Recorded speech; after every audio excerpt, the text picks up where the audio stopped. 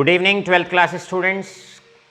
मेरे प्यारे बच्चों, लेके माँ सरस्वती का नाम और करते हैं शुरू आज के लेक्चर का काम। और आज का लेक्चर है हमारा फाइनल लेक्चर, छोटा लेक्चर होने वाला है, जहाँ पर हम कंक्लूड करेंगे इनर ट्रांजिशन एलिमेंट्स को, अर्थात एफ ब्लॉक एलिमेंट्स को। आशा करते हैं बहुत अच्छे से आपके ये पूरा चैप्टर हमने कवर अप कराया है, बहुत ईमानदारी के साथ, बहुत मेहनत के साथ, परिश्रम के साथ। आप लोगों ने आधे चैप्टर का टेस्ट दे भी दिया है, तो अब आज के लेक्चर के कंप्लीशन के बाद तैयार हो जाइए। आपका कमिंग सैटरडे में full D and F block chapter का टेस्ट भी होना है।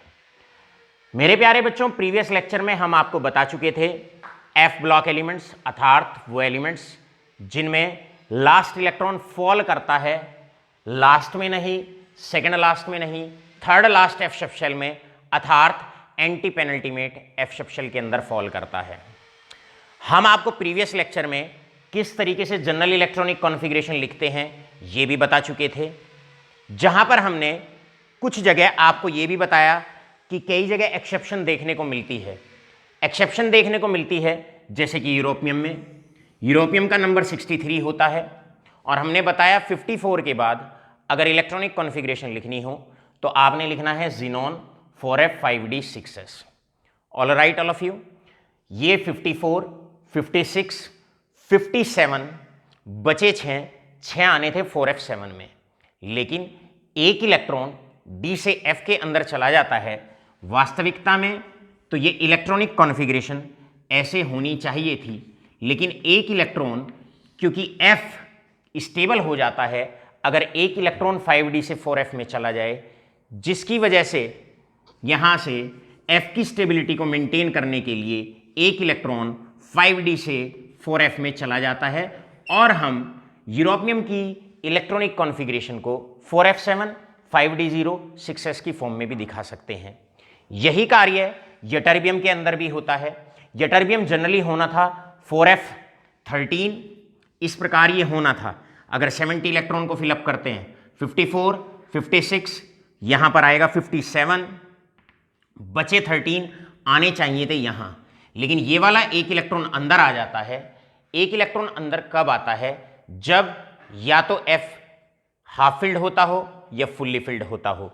तो यहाँ पर एक इलेक्ट्रॉन, प्रीवियस लेक्चर में हमने आपको बताया, एक इलेक्ट्रॉन उठ के बाहर से अंदर की तरफ आ जाता है और फाइनली इलेक्ट्रॉनिक कॉन्फ़िगरेशन हो जाती है 5d0 एंड 4f14। मेरे प्यारे बच्चों, अब आज का टॉपिक शुरू करते हैं और आज का टॉपिक है हमारा सबसे पहला ऑक्सीडेशन स्टेट्स। जहां तक ऑक्सीडेशन स्टेट्स की बात करते हैं, इसका साधारण सा सिंपल सा मीनिंग आप 12th क्लास के लिए इस चैप्टर की डेफिनेशंस को समझने के लिए ये बोल सकते हैं कि कितने इलेक्ट्रॉन्स बॉन्डिंग में जाते हैं। मेरे प्यारे बच्चों, बॉन्डिंग में इलेक्ट्रॉन वो जाता है जो न्यूक्लियस से दूर होता है, जिस पर न्यूक्लियस फोर्स ऑफ अट्रैक्शन कम होता है, अर्थात जो इलेक्ट्रॉन लूजली बाउंड होता है। अब लूजली बाउंड कौन से इलेक्ट्रॉन होते हैं? लूजली बाउंड वो इलेक्ट्रॉन होते हैं जो या तो लास्ट वाले शेल में हो या सेकेंड लास्ट शेल में हो। जनरली तो बड़े प्यार से तो लास्ट वाले शेल के इलेक्ट्रॉन जाते हैं, लेकिन क्योंकि डी सब शेल के बारे में हम डी ब्लॉक में आपको बता चुके हैं कि डी न्यूक्लियस से थोड़ा सा बाहर को होता है, तो डी और एस नजदीक नजदीक होते हैं। इसका मतलब अगर एस का इलेक्ट्रॉन बॉन्डिंग में चला जाता है तो हल्की सी एनर्जी अगर हम दें तो एस और डी दोनों के ही इलेक्ट्रॉन बॉन्डिंग में चले जाते हैं। और जनरली कल हमने लेंथेनॉइड्स में आपको बताया, लेंथेनॉइड्स के अंदर हमने आपको बताया कि जनरली केस में, सभी केस में एस में 2 इलेक्ट्रॉन तो आपको देखने को मिलेंगे ही मिलेंगे, और साथ के साथ एक इलेक्ट्रॉन जनरली डी में भी आपको देखने को मिलेगा। तो बड़े आसानी से 2 इलेक्ट्रॉन ये और 1 इलेक्ट्रॉन ये बहुत आसानी से बॉन्डिंग में जा सकता है। चाहे आप जनरली अगर आप एफ ब्लॉक में किसी भी एलिमेंट को अगर आप देखेंगे तो 2 इलेक्ट्रॉन जनरली आपको डी के अंदर आपको देखने को, एस के अंदर आपको देखने को मिलेंगे जो आसानी से बॉन्डिंग में चले जाएंगे, और 1 इलेक्ट्रॉन डी का भी आसानी से बॉन्डिंग में चला जाएगा। तो हम ये कह सकते हैं कि जनरल तौर पर जो स्टेबल ऑक्सीडेशन स्टेट है stable oxidation state of lanthanoid is that is +3। तो आप सबसे पहले तो अपने मन में पहला पॉइंट ऑक्सीडेशन स्टेट को लेकर आप ये लिखने वाले हैं कि stable oxidation state of lanthanoid is +3। और +3 क्यों है? क्योंकि लास्ट वाला शेल बॉन्डिंग में या तो लास्ट वाला शेल जाता है जनरली, या सेकेंड लास्ट शेल जाता है। थर्ड लास्ट तो न्यूक्लियस के पास आ जाता है, एफ जनरली न्यूक्लियस के पास होता है। सो नॉर्मल कंडीशंस में एफ का इलेक्ट्रॉन बॉन्डिंग में नहीं जाता है 12th क्लास स्टूडेंट्स, क्योंकि ये न्यूक्लियस के नज़दीक होता है और जो इलेक्ट्रॉन न्यूक्लियस के नज़दीक होता है वो बॉन्डिंग में पार्टिसिपेट नहीं करता है। तो पहला पॉइंट आप नोट लगा के लिख लें, और पहला पॉइंट यही है कि stable oxidation state of lanthanoid is +3। चलते हैं नेक्स्ट पॉइंट पे। लेकिन अगर हम बात करें, और हम बात करें जैसे कि यूरोपियम की बात करते हैं, अब यूरोपियम वाले केस को अगर आप देखें तो यहां तो S में 2 ही इलेक्ट्रॉन हैं, यहां तो S में 2 ही इलेक्ट्रॉन हैं, D यहां पर खाली देखने को मिलेगा। तो इसका मतलब यूरोपियम याद रखेंगे, यूरोपियम +2 भी दिखा सकता है, यूरोपियम +2 भी दिखा सकता है। अगर आप बात यटरबियम की करते हो तो यटरबियम में भी आपको क्या देखने को मिलेगा? यटरबियम में भी आपको यह देखने को मिलेगा कि 4f में 14 है, 5d में 0 है और 6s में 2 हैं। तो यहां पर भी यटरबियम के अंदर भी 2 ही इलेक्ट्रॉन आसानी से बॉन्डिंग में जा सकते हैं। तो अब आपसे क्वेश्चन पूछा जाएगा, यूं तो लैंथेनॉइड्स के अंदर स्टेबल ऑक्सीडेशन स्टेट +3 होता है, name the elements that can show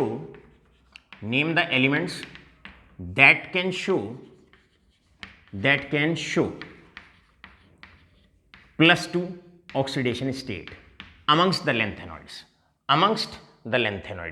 तो आपका सीधा सीधा यहां पर जो आंसर आना है वो आंसर आना है that is europium and ytterbium. अब इसी के सेकंड पार्ट में आपसे पूछा जाएगा, ये फर्स्ट पार्ट हुआ इसका, इसी के सेकंड पार्ट में आपसे पूछा जाता है वाई +2 इज शोन। आप बताओ भाई +2 क्यों दिखाते हैं ये? तो आपका सीधा सीधा आंसर उस केस में रहेगा, आपका सीधा सीधा आंसर उस केस में ये रहेगा, what will be your answer? Your answer will be कि +2 ये इसलिए दिखाते हैं क्योंकि +2 दिखाने के बाद जो F होता है यूरोपियम के अंदर तो हाफ फिल्ड हो जाता है, कंप्लीटली हाफ फिल्ड हो जाता है, और यटरबियम के केस में जैसे ही ये +2 शो करता है तो जो आपका F होता है वो F कंप्लीटली फुल्ली फिल्ड हो जाता है। तो आपका यहां पर सॉल्यूशन आप लिखेंगे, because in +2 oxidation state F7 in europium is acquired, यहां पर तो ये एक्वायर कर लेता है, and F14 is acquired, F14 in ytterbium is acquired, which is a stable electronic configuration, which is a stable electronic configuration, जो एक stable electronic configuration है।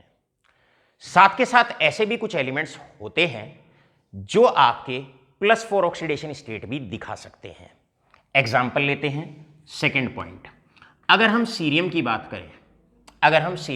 करें, सीरियम के केस में 2 इलेक्ट्रॉन S में से चले जाएंगे, 1 इलेक्ट्रॉन D में से चला जाएगा और बचेगा F में 1। अब देखो F स्टेबल जनरली क्या होता है, तो यहां पर आप एक पॉइंट नोट लगा के ये लिख सकते हैं, नोट F इज स्टेबल। भैया F स्टेबल होता है या तो F में 0 हो, या F में 7 इलेक्ट्रॉन हो, या F में 14 इलेक्ट्रॉन हो। भाई या तो हो ही ना, या फिर आधा भरा हुआ हो, या फिर पूरा भरा हुआ हो। ये 3 स्टेबल स्टेट होती हैं, ये 3 स्टेबल इलेक्ट्रॉनिक डिस्ट्रीब्यूशन होते हैं। तो आप एक पॉइंट नोट लगा के लिख सकते हैं कि +3 के अलावा +2 या +4 ऑक्सीडेशन स्टेट भी कई बार आपको देखने को मिल सकता है, लेकिन वो तभी देखने को मिलेगा, जैसे यूरोपियम में और यटरबियम ने तो तब दिखाया जब +2 दिखाने पर F7 बन रहा था और F14 बन रहा था। इसी प्रकार F आपका अगर 0 बनता हो, 7 बनता हो या 14 अगर बनता है तो ये +4 ऑक्सीडेशन स्टेट भी दिखा सकते हैं। एग्जाम्पल सीरियम की हम बात करते हैं। भाई +4 सीरियम दिखाता है, सीरियम +4 दिखाता है, और सीरियम +4 क्यों दिखाता है उसका रीजन होता है क्योंकि +4 दिखाते ही जो F होता है, F के अंदर 0 इलेक्ट्रॉन आ जाता है। तो यहां पर आपसे नेक्स्ट क्वेश्चन पूछा जा सकता है, and next question is name the element, name the element that shows, name the element that shows +4 oxidation state. तो +4 ऑक्सीडेशन स्टेट भैया कौन शो करेगा? अरे +4 ऑक्सीडेशन स्टेट वही शो करेगा, कौन? सीरियम। क्यों शो करेगा सीरियम? उसका रीजन है, आपने आंसर दिया सीरियम। अब बी पार्ट में आपसे पूछा जा सकता है वाई, आपसे पूछा जाए भाई क्यों शो करता है, तो आप ये कहोगे since F1 is unstable, since F1 is unstable, क्योंकि F1 अनस्टेबल होता है तो वो एक electron F rarest of rare case में तब चला जाता है बॉन्डिंग में, ताकि F1 से जैसे ही वो F0 में आएगा तो वो एक स्टेबल स्टेट में आ जाएगा।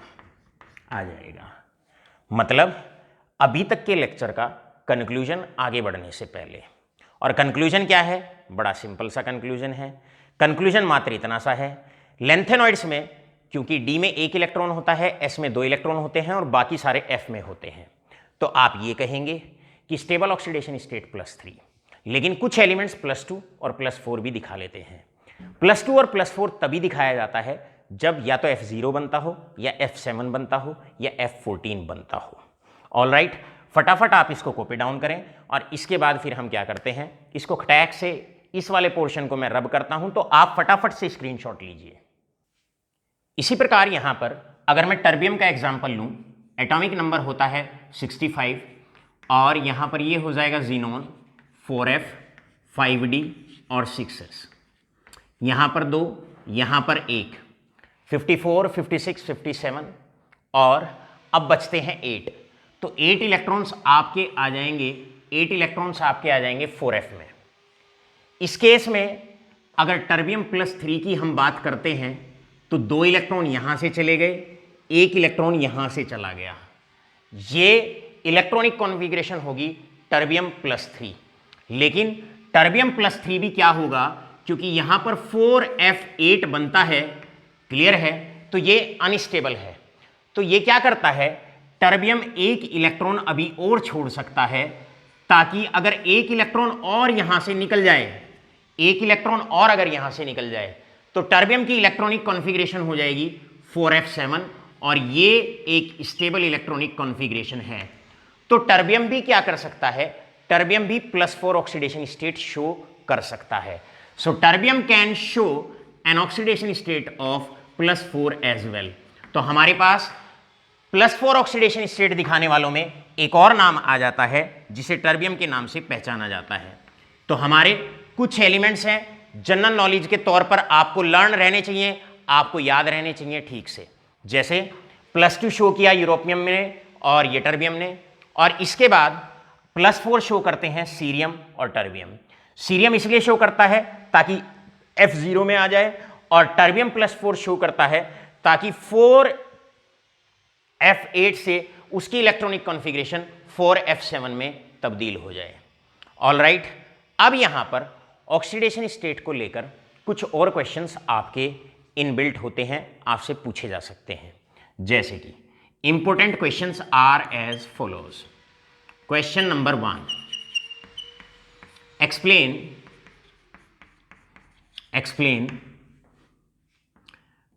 terbium +4 and cerium +4 are good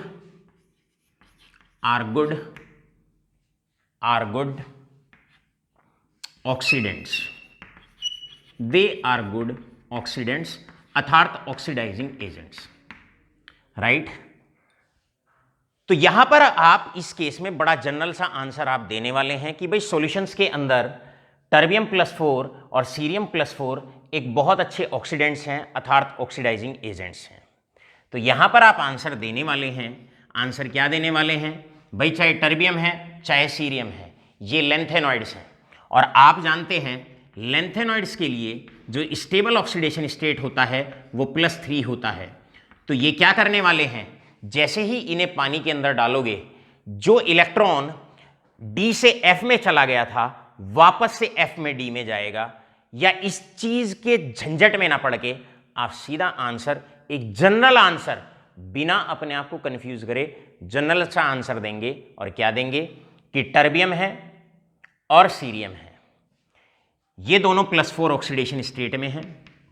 और आप जानते हैं स्टेबल ऑक्सीडेशन स्टेट लेंथेनॉइड्स का +3 होता है। तो ऐसी भी सर्टेन रिएक्शंस होंगी जहां पर टर्बियम +3 में जाएगा, या पानी में डालते ही टर्बियम +3 में को एक्वायर करने की कोशिश करेगा, और सीरियम जो है +4 से वापस से अपने ग्रुप के स्टेबल ऑक्सीडेशन स्टेट को एक्वायर करने की कोशिश करेगा।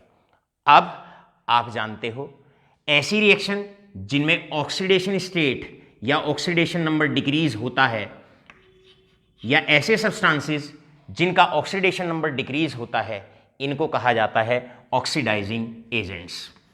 दे आर नोन एज ऑक्सीडेंट्स उनको कहते हैं, या कहते हैं ऑक्सीडाइजिंग एजेंट्स।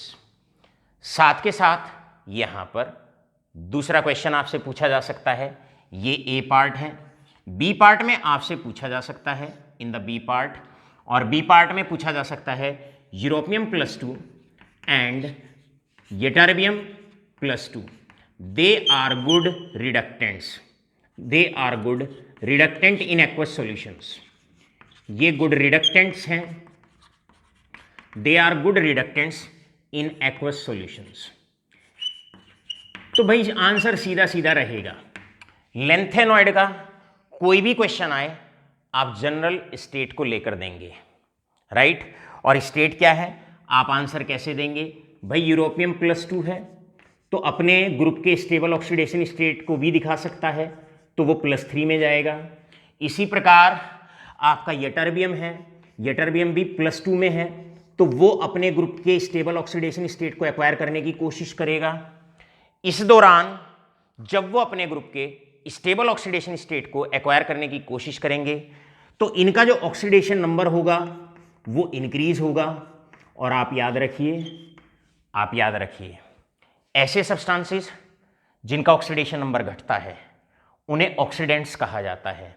और दूसरी बात याद रखेंगे, ऐसे सब्सटेंसेस जिनका ऑक्सीडेशन नंबर इंक्रीज होता है उनको कहा जाता है reductants. They are known as reductants. तो इस प्रकार रिडक्टेंट्स कह लो या रिड्यूसिंग एजेंट्स आप कह लो। तो यहां पर ऑक्सीडेशन स्टेट पर मुख्य तौर पर 3 तरह के क्वेश्चन आपके बने।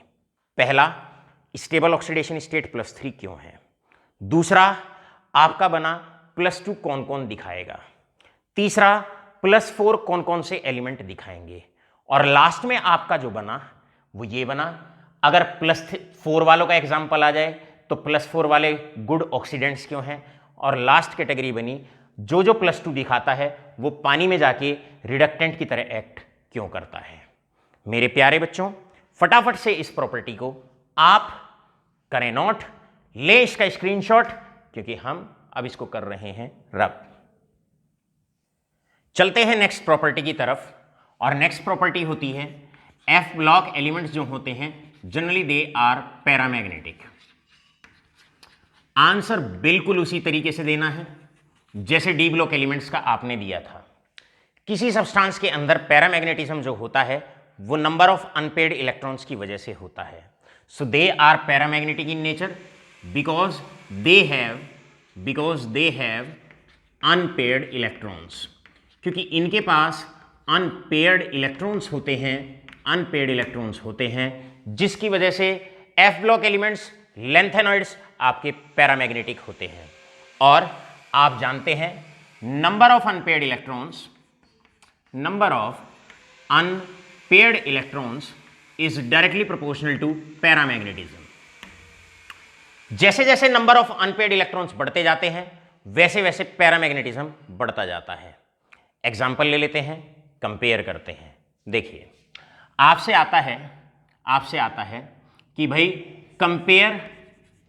Compare paramagnetism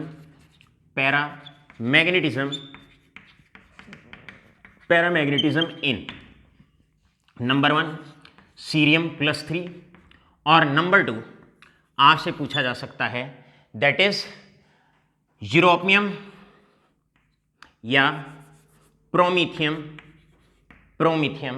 that is +3। अब सीरियम का नंबर होता है 54, सीरियम का नंबर होता है 58, इलेक्ट्रॉनिक कॉन्फ़िगरेशन ज़ीनॉन, 7 ऑर्बिटल आप यहां बनाएंगे 1 2 3 4 5 6 और 7। आप जानते हैं यहां आएगा 5d और ये आएगा 6s। इसी प्रकार प्रोमीथियम में भी आप क्या करेंगे, ये रहा ज़ीनॉन, f के 7 ऑर्बिटल्स आप बनाएंगे क्योंकि f के अंदर 7 ऑर्बिटल्स होते हैं, राइट, 5d एंड 6s। अब इसका नंबर होता है 61, इसका नंबर होता है 58, 2 यहां, 1 यहां और 1 इलेक्ट्रॉन यहां। इसी प्रकार 2 यहां, 1 यहां, 57 बचे 4 इलेक्ट्रॉन आप यहां पर रखने वाले हैं। कंपेयर करना था सीरियम +3 को और प्रोमीथियम +3 को। 1 इलेक्ट्रॉन 2 इलेक्ट्रॉन, 2 यहां से गए, 1 यहां से गया।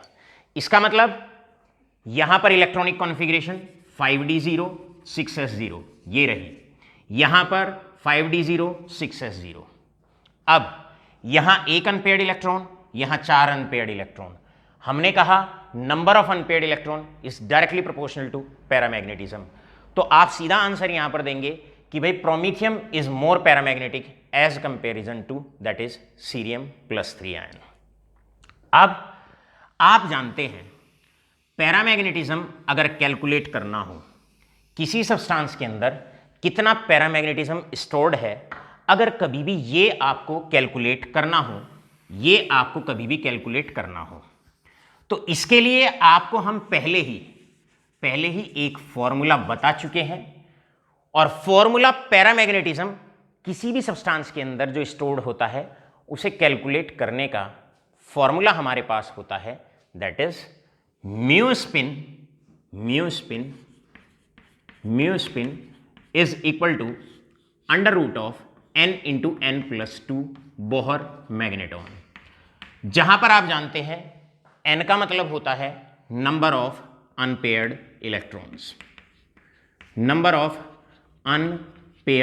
Electrons, right. अब मान लो क्वेश्चन आ जाए आपसे, सेम फॉर्मूला आप इस्तेमाल करेंगे। क्वेश्चन आ गया, calculate mu spin in cerium +3।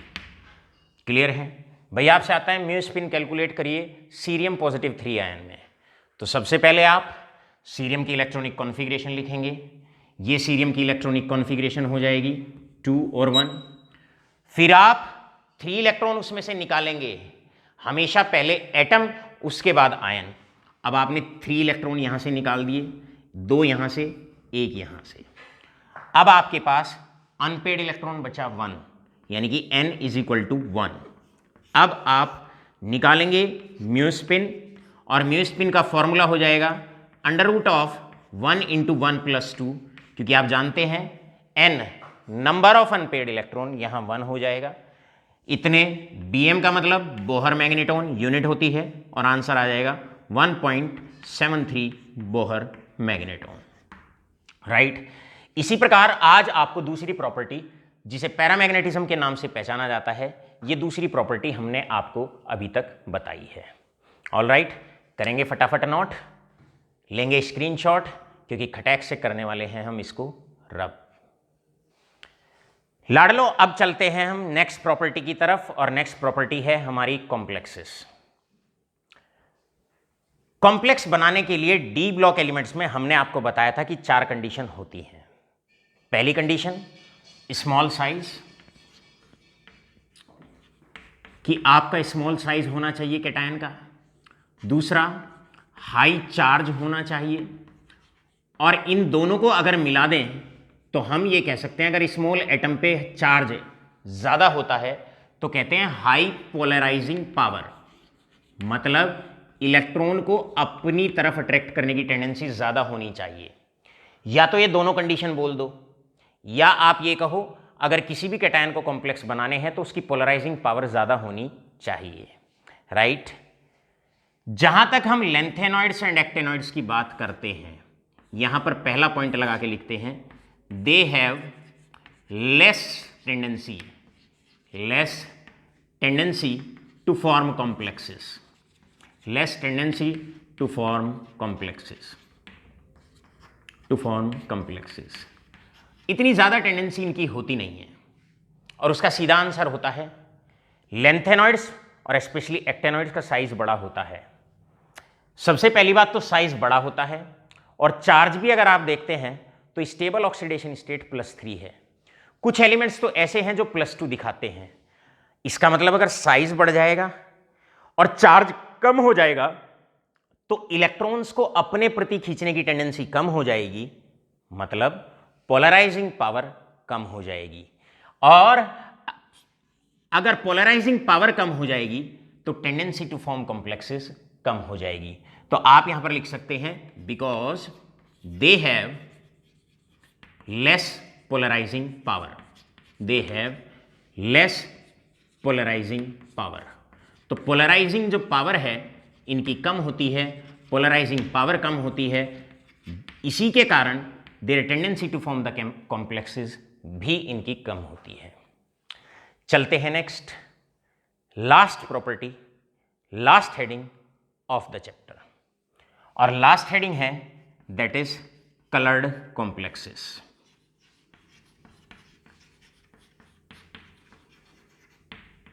Twelfth class students, अभी हमने कहा कि इनकी टेंडेंसी कॉम्प्लेक्स बनाने की कम होती है। हमने ये नहीं कहा कि कॉम्प्लेक्सेस नहीं बनाते हैं, हमने यहां पर एक रिलेटिव कंपैरिजन किया, और रिलेटिव कंपैरिजन किया डी ब्लॉक एलिमेंट्स से, यानी कि ट्रांजिशन एलिमेंट्स और इनर ट्रांजिशन एलिमेंट्स में यहां पर एक रिलेटिव कंपैरिजन चल रहा है। और हमने बताया उनकी तुलना में इनका साइज थोड़ा सा बड़ा होता है, चार्ज उनकी अपेक्षा कम होता है, तो जिसकी वजह से कॉम्प्लेक्स फॉर्मेशन की जो टेंडेंसी होती है वो कम होती है, लेकिन बनाते हैं। अब जिस प्रकार ट्रांजिशन एलिमेंट्स और उनके कॉम्प्लेक्सेस या ट्रांजिशन मेटल आयंस और उनके कॉम्प्लेक्सेस कलर्ड होते थे, इसी प्रकार आप यहां पर भी कह सकते हैं कि इनर ट्रांजिशन एलिमेंट्स और उनके कॉम्प्लेक्सेस जनरली कलर्ड होते हैं। वहां पर कलर का कारण क्या था? वहां पर कलर का कारण था दे अंडरगो CFS, क्योंकि क्रिस्टल फील्ड स्प्लिटिंग होती है। जिस प्रकार डी सबशेल की डीजेनेरेसी खत्म हो जाती थी और डी सबशेल दो हिस्सों में टूट जाता था, राइट, जिसे क्रिस्टल फील्ड स्प्लिटिंग कहा जाता था, इसी प्रकार एफ सबशेल भी जैसे ही कॉम्प्लेक्सेस बनते हैं, जब कॉम्प्लेक्स बनते हैं तो एफ सबशेल भी दो हिस्सों में टूट जाता है, जिसको क्रिस्टल फील्ड स्प्लिटिंग के नाम से पहचाना जाता है। और फिर कलर कैसे आता था? कलर ऐसे आता था कि निचले वाले डी से ऊपर वाले डी में इलेक्ट्रॉन एक्साइट होता था लाइट के कुछ कलर को एब्जॉर्ब करके, जो कलर बच जाता था उसको रिफ्लेक्ट करता था, जिसकी वजह से कलर दिखाई पड़ता था, और उस फिनोमिनन को हम कहते थे डीडी ट्रांजिशन। तो अगर डी ब्लॉक की बात कर रहे हो तो होता था डीडी ट्रांजिशन। यहां पर भी जो कलर फॉर्मेशन होगी, कलर अपीयरेंस होगी कॉम्प्लेक्सेस के अंदर, उसका रीजन रहेगा। क्या रीजन रहेगा? पहले एफ दो सबशेल में टूटेगा, दो सेट में टूटेगा, फिर जैसे ही इलेक्ट्रॉन एफ दो सेट में टूटने वाला है, दो सेट में टूटने वाला है, राइट, एक जगह आपके 4 ऑर्बिटल्स रह जाएंगे, एक जगह आपके 3 ऑर्बिटल्स चले जाएंगे। फिर एक इलेक्ट्रॉन क्या करेगा? जब उस पे लाइट पड़ेगी, कलर पड़ेंगे विब गेओर, जैसे ही उस पे कोई लाइट पड़ेगी इलेक्ट्रॉन पर, तो इलेक्ट्रॉन क्या करेगा? उस पे लाइट पड़ी, उसने एक हिस्से को एब्जॉर्ब कर लिया, रेडिएशन के कुछ कलर्स को एब्जॉर्ब कर लेगा, उसके बाद वो एक्साइट होगा, ऊपर चला जाएगा, जो कलर बच जाएगा उसको ये एमिट कर देगा, रिफ्लेक्ट कर देगा। इस रिफ्लेक्टेड कलर की वजह से कलर फिनोमिनन दिखाई पड़ेगा। इस रिफ्लेक्टेड रेडिएशन की वजह से कलर दिखाई पड़ेगा। All right all of you. तो आप यहां पर कह सकते हैं they undergo CFS and FF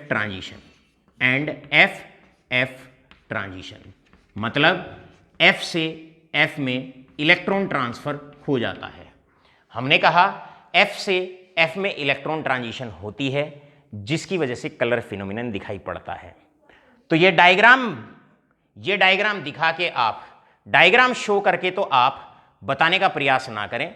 आप सीधा क्या करेंगे, अगर इनर ट्रांजिशन एलिमेंट्स पे अगर क्वेश्चन आता है तो आप उस केस में सीधा ये कह सकते हैं पहले CFS होती है और फिर जिस प्रकार डी ब्लॉक एलिमेंट्स में, जिस प्रकार ट्रांजिशन एलिमेंट्स में DD ट्रांजिशन होता था, इसी प्रकार इनर ट्रांजिशन एलिमेंट्स में भी FF ट्रांजिशन होता है जिसकी वजह से कलर दिखाते हैं, जिसकी वजह से इनके कॉम्प्लेक्सेस कलर्ड होते हैं।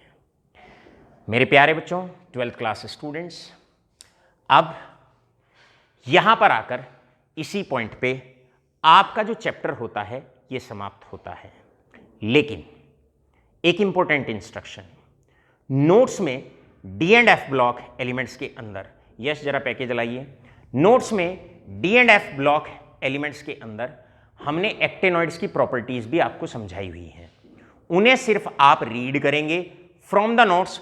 हमारे पैकेज में से जो ये वाला पैकेज है हमारा, इसमें आपको D and F block elements दिया हुआ है और D and F block elements में मैं आपको बता देता हूं कि हमने लास्ट पेज पर, आप ये देखिए, लास्ट पेज पर एक्टेनॉइड्स हेडिंग डाल रखा है और उसके क्वेश्चंस भी हमने नीचे लिखे हुए हैं। तो आप लोग क्या करेंगे, एक्टेनॉइड्स आप नोट्स में से पढ़ने वाले हैं, पैकेज में से पढ़ने वाले हैं, एक्सरसाइज सॉल्व करने वाले हैं, और अगर किसी तरह की कोई कठिनाई आती है, कोई डाउट आता है, कोई क्वेरी आती है, तो हमारा phone number, registered phone number, WhatsApp number आपके पास अवेलेबल है, लगा दीजिएगा कॉल। और नंबर क्या होता है 7906918623।